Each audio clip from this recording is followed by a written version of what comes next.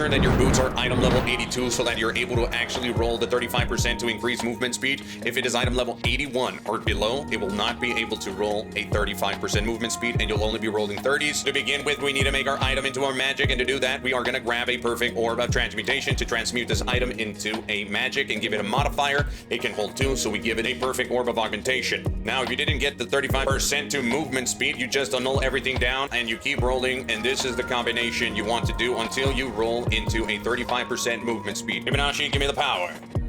All right, Hibanashi, give me the movement speed. We grabbed a little bit of intelligence with 35% increase to movement speed. Now, you take it over to your essence tab, and if you need a little bit of resistance, look for the greater essence of whatever you need. We're going to give it a little bit of essence of ruin in order to give it chaos res. If you want to add an omen of dextro crystallization with your essence of horror to maybe 50-50, something that you do not want, now would be the time. However, if you do have something that you are using on both modifiers, you would just activate an omen of dextro crystallization and add a 4th modifier. We got a little bit of lightning resistance, and now we have 3 suffixes, of which we will be sacrificing one of the 3 in order to add 60% increase effect of socketed items by activating the omen of dextro crystallization, which when active, your perfect or corrupted essence will only remove a suffix modifier, so our 35% increased movement speed at this point is 100% safe. You remove the chaos res, which for a lot of builds is not needed from what I hear. Deactivate your omens, add a modifier. And last but not least, grab a preserved rib and slam your Sekama sandals with a desecration. Show your boots to Hibanashi so he grabs a quick little whiff of your demon hoof Sekama sandals or whatever the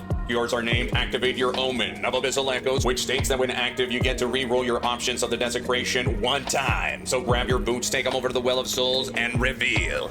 Pretty atrocious modifiers. What we would be looking here to pair with our tier 1 flat energy shield. It is another tier 1 energy shield, which goes all the way to 100, and 43 just seems to be a little lacking. So we get to reroll. And we got pretty terrible energy shield, so I'm just gonna go ahead and grab the max mana because of the triple 1s. And your boots are good to go, but for us, it's time for the Temple of Corruption and begin your chant. Activate every single omen in your inventory in order to grab that second juicy socket.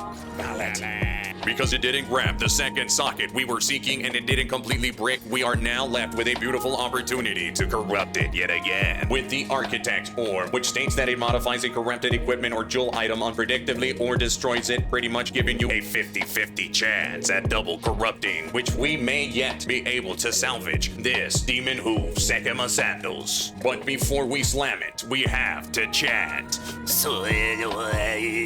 Hoofy Dust, and it's gone. Tune in next time for another episode of Crafting Ball Z.